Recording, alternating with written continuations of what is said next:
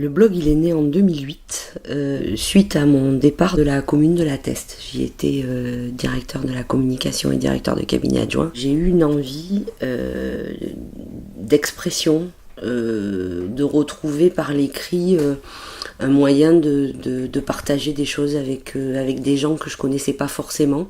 Et à la base, c'est complètement égoïste. C'est-à-dire, j'avais besoin, moi, d'écrire des choses et de laisser une trace pour impliquer les gens. C'est pour ça aussi que le blog s'appelle Aux pensées citoyens, en référence bien évidemment à la Marseillaise. Mais je me disais qu'il fallait absolument à un moment donné qu'on échange des choses. Je suis militante, je l'ai toujours été, j'avais 16 ans quand j'ai commencé, je le suis plus aujourd'hui, du moins différemment.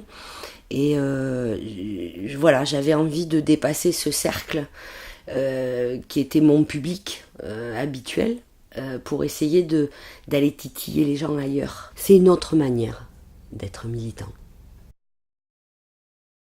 Il a évolué au fil des années. Au départ, c'était un média contestataire. Je suis quelqu'un de très morpion, très, très espiègle dans mon fonctionnement et dans mon écriture.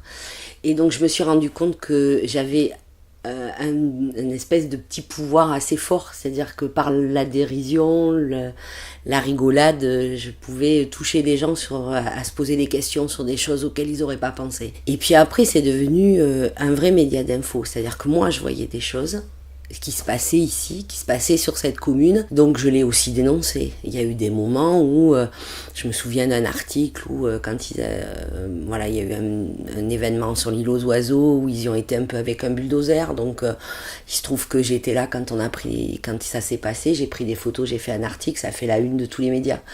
Donc il était contestataire. Et progressivement, il est devenu aussi passeur de mots, c'est-à-dire porteur d'histoire.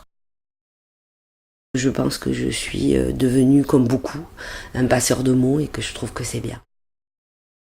C'est mon activité citoyenne et c'est aussi l'activité citoyenne de tous les gens qui le lisent et de tous les gens qui commentent.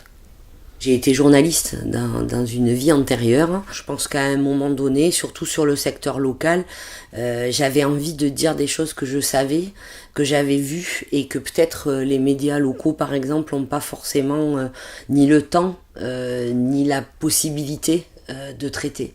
Donc, par exemple, je me suis forcément positionnée par rapport à de la PQR comme Sud-Ouest parce que je retrouve pas ou j'ai cessé de retrouver un certain nombre d'informations de la PQR dans celles qui existent aujourd'hui. Si j'avais pu, j'aurais fait un journal. Je suis très attachée au papier. Et en fait, le blog, c'est une manière un peu plus simple de faire un journal papier.